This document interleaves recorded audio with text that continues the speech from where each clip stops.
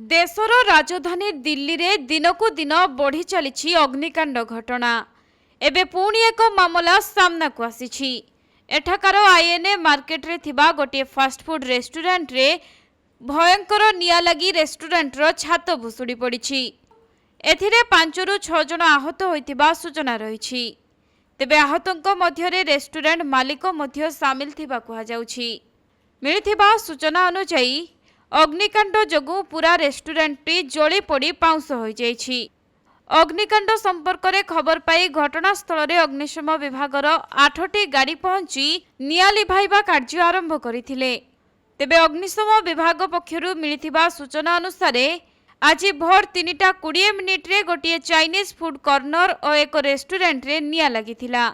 तेणु से निया को लिभाइबा पई अग्निशम विभाग पक्षरु तुरंत कार्यानुष्ठान ग्रहण करी घटनास्थल में 7 ରୁ 8टी दमकल गाड़ी नियोजित होइथिले।